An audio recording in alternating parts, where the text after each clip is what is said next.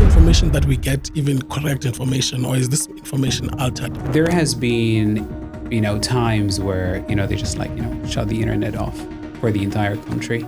People are affected, hospitals are shut down and all of that. What are your experiences in that area?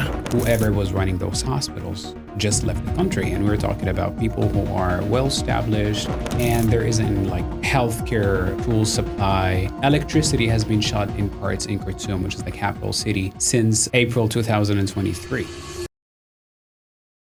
Hi everyone, welcome to the first episode of 2025. And I hope that you had a lovely time with your families during the festive season. My name is Itumeleng Mpofu, and welcome to Break It Down in partnership with News Live SA.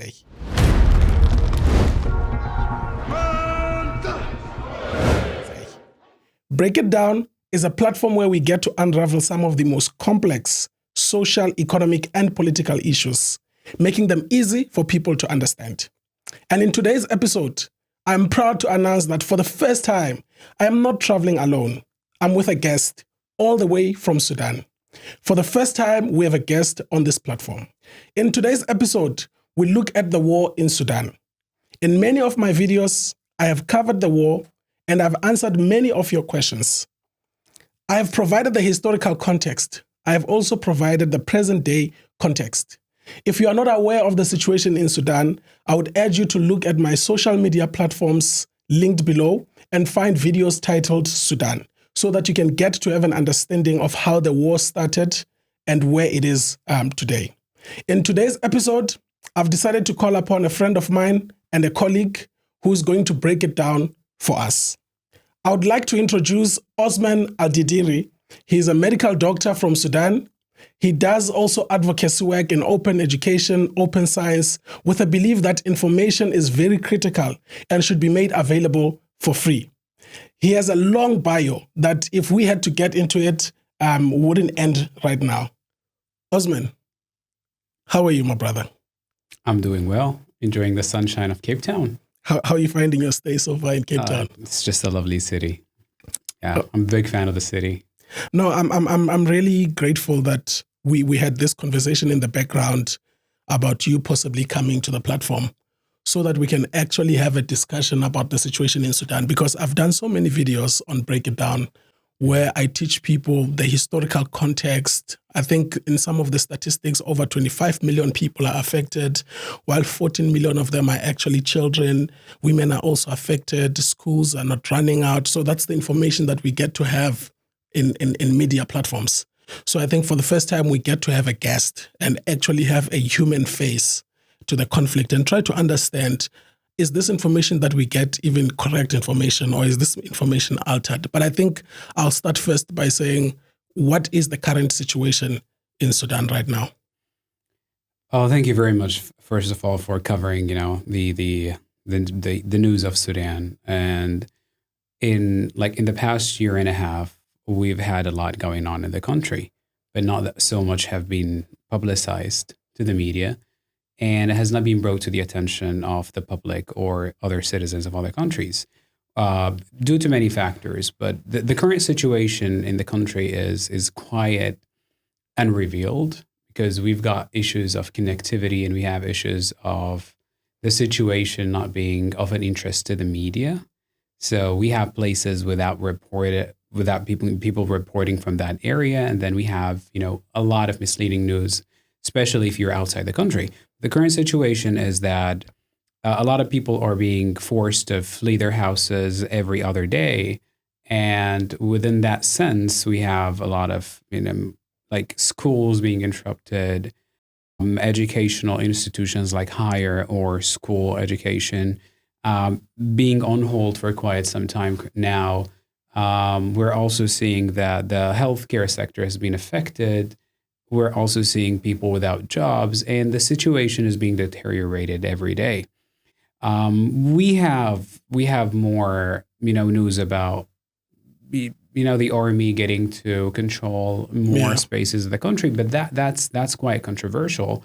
And at the same time, for the regular citizen, this is not the case where they actually see. So we have new cities being invaded. We have new people being displaced from their own houses. So the situation is a bit unclear, especially to people from Sudan themselves. So what you have to do is that you have to call a friend, you have to call a family member just to get to understand more. And for days, they do not have communication with one another. So we have incidences where someone missing their brother for like a week or 2 weeks. Why? Because they had to be displaced to different places, and then there is no sort of connection. So the situation is quite vague. A lot of people are being displaced, and there isn't like a light at the end of the tunnel, for example. No, thank you so much for that, because, and especially for me who has been creating content in this space, the information I rely on would mostly be newspaper article, the media and all of that. And I have said that Sudan is facing one of the worst humanitarian crises ever. And even in doing research, it's so hard to actually find information. At times, you even find information that's a bit contradictory and you're not sure about what to put to the public because you could even be promoting misinformation. But you mentioned something about that access of being able to communicate with others. Now, I like to draw parallels with the protests in Kenya, where through social media, young people garnered themselves up, took over through their phones, spreading information that this is what the government is doing and we need to fight. And they went for protest. In Mozambique at present, it's the same situation. Social media has always played that key role. So I'm interested to know about Sudan in particular. Is there prohibitions in terms of access? Like, what's the situation there?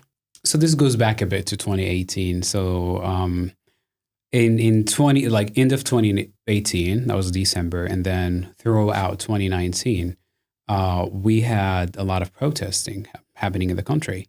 And in these protests, there has been a change in government. So we had a government for 30 years, a dictator governor. And in that sense, people were protesting and using social media to actually like throw attention and bring it down to people that we're going to be protesting in that area, in that space. But the issue is that the government knew that internet is a very strong tool and that it can be of a harm to them and it could be used to protesters. So there has been, times where, they just shut the internet off for the entire country. And people are being in a blackout for 2 weeks, 3 weeks. And it happened also now. So whenever a conflict starts in an area, what they do is that they just target, infrastructure of telecommunication. Yeah. And in that sense, you lose internet connection and you lose phone calls as well. And for months, that has been happening in Sudan. There has been alternative options, people are trying to use Starlink and then other services, but that is also illegal to use because the two conflicted parties of Sudan, both of them are using internet to communicate. So what they're trying to do there is that they try to cut the telecommunication channels, and they think that by cutting communication channels, they would be able to control the area. They'll be able to control what's happening in that city. So leaving a lot of citizens without internet connection, without phone calls. Young people would love to share, but they're unable to. I think that's why I'm appreciative of this conversation, because with that barrier being put in place so that people are not able to communicate, we are still able to break down those barriers and transcend so that the message can go out there. And I'm hoping that a lot more people will actually go to start researching after watching this, to try understand what exactly is happening, because information is being kept inside so that it doesn't go out, But I want to segue into health sector. People are affected, hospitals are shut down and all of that. What are your experiences in that area? So I'm a medical doctor myself, and I've been aware that the healthcare sector in Sudan has been a bit fragile, even before the war. So it has been neglected. There isn't that much investment in health. And most of the healthcare sector, especially the specialized, operations and processes, has been privatized generally in the country. So there is a public sector in that sense, and there is a private sector. But when the war started, the private sector is a for-profit sector. So in that sense, whoever was running those hospitals just left the country. And we're talking about people who are well-established, specialists or consultants, and those people can easily get jobs somewhere else. So in that sense, we had a lot of manpower migration. And also because of the unsafe nature of the country, a lot of the people were actually forced to flee their houses, and that included, healthcare staff. So we're talking about 30% of the entire population had to move somewhere, either displaced internally or had to cross borders somewhere else. So that's like 14 million people. And those people were depending on, let's say, on jobs. Yeah. So if you are not able to get paid, how would you sustain your family? And if you cannot put food on the table, so what we have to do is that you'll try to find an alternative option, and then you leave. And there isn't like healthcare, tool supply. Electricity has been shut in parts in Khartoum, which is the capital city, since April 2022. Sorry, April 2023, which is like a year and a half now. Yeah. More than a year and a half, basically. So there has been areas without electricity since that day. And I have personal experiences with that, because I had two uncles who passed away during this war. And both of them because they were not able to access, proper healthcare. And in that access, not only like healthcare has not been provided or healthcare services are not provided, but also being able to physically get to a hospital. Because as you know, if you're in an area where the other, let's say, army or armed force is taking control of, you have to get a permission to get to that hospital. And the kind of like the situation in the country that no one knows about is that when the armed conflict started, when people had to flee their houses, so what happened is that those armed forces were actually getting into houses. So they actually break into houses, and they've stolen, first of all, like, jewelry and money. And then afterwards, they started, like stealing furniture, electricity, like all the electricity supplies and like wires and then devices and all of that. But most importantly, they stole cars. So they were like, they take your car. So I'll break into your house and I'll put a gun to your head, and then you give me your keys. And then you'd give them your keys. So no one had a means of transportation to get to a hospital. And the majority of the citizens, especially those who are still in affected areas, were not able to get to hospital. That was the case for both of my uncles, basically. They were not able to get to a hospital. So not only the healthcare sector is affected, but also, your transportation means inability to, even if you wish to leave the city, sometimes you are unable to. So, and in that sense, a lot of diseases has been spread.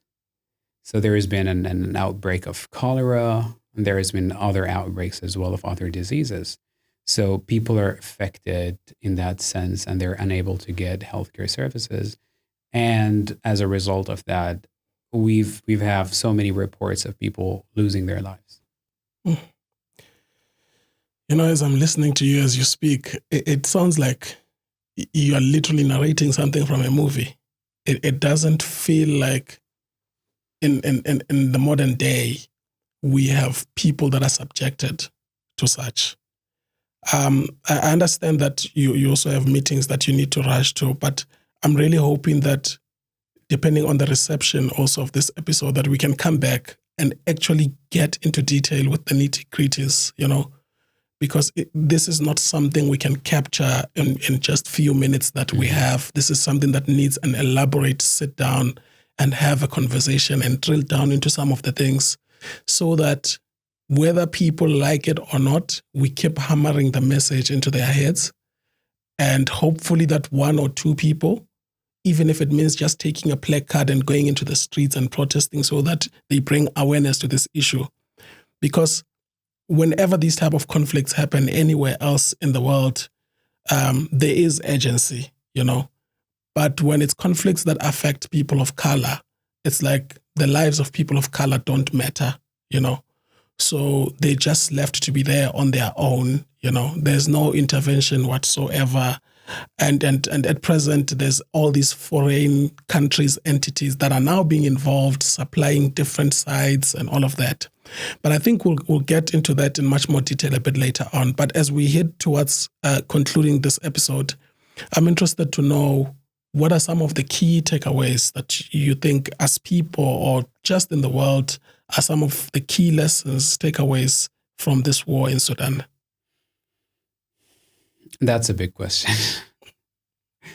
Because so that war brought the attention of the Sudanese population to a lot of different, areas, because the nature of this war is very complex. It had an educational part, an awareness part. Also, it had a lot of parts where people could have taken actions in areas that they have not taken actions into, which is, so for the past, let's say 30 years, there has been a government. And that government just made sure to embed in everyone's mind that you should not be involved in politics. And when a revolution happened in 2019, the change of the government happened. We ended up with a population with people with very little awareness of what should the political situation look like. And in that sense, we had a very fragile government. And the population were not supportive to that government. So we had so many cracks that led to this war. The other part, which is there has been some sort of, let's say, segregation. There has been part of race-related racism, let's say. We can call it classism in some cases. So all of that has been practiced for years. And that had a layer also to what is happening now with the war in Sudan. And the last thing, which would be centralization. So we needed to decentralize most of the services in the country, because when the war started, it started at the capital city, but then it took only a few days to paralyze the entire country because everything was centralized in the capital. We had passports printed only in the capital city. We had most of the ministries, mainly functioning within the cities. So in that sense, we also need to decentralize our services. We need to think strategically.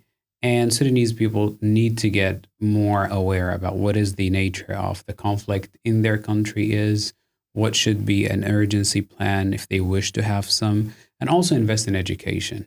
Invest in education, make the new generation aware and make them involved in politics, get them involved in economy, and make sure that you actually get the population to a place where they can contribute and actively contribute in changing their future. No, thank you for that. I'm going to ask you a question that, I would have been asking a government official of some sort, but I'm just a doctor. But I think it's more about, because I've been asked this question many times in interviews that I've done also for people who wanted clarity on my videos, that what do you think are the prospects for peace? Do you think there's a pathway that could potentially lead to peace? Because this is a war between two rival former friends who are fighting for control. Sudanese people have nothing to do with this war. Indeed. Just two sides of people who used to be friends fighting for their masculine ego who just wants to take over. So do you think there's any prospects? Or do you think there's something that could potentially, because some have spoken about possibly the eastern side of Sudan and the northern side separating, and maybe that could lead to peace. What do you think could potentially lead to peace? I think open dialogue and understanding the nature of the war, and Sudanese people have to come together as one. So they need to put their differences aside and then think about the future. So unless we get that dialogue and we get that mindset, the conflict would still be going. Because there has been conflicts in Darfur for years, for decades, basically. And before that, there has been the conflicts in the south, which led to the separation of North and South Sudan.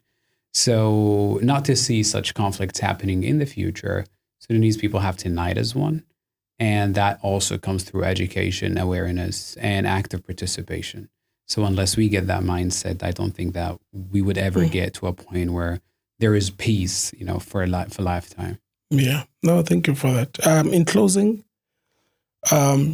is there perhaps something that you feel should be out there in public about the situation, or do you have any closing remarks for us? I think raising awareness, because the situation in Sudan now is being, overlooked, and it is not publicized well enough in the media. A lot of people are unaware of what is the situation in Sudan, or they've heard about it like a year and a half ago. So just raise awareness in your own small, space, in your venue. And for the Sudanese people out there, just make sure that you educate people about what is happening in Sudan.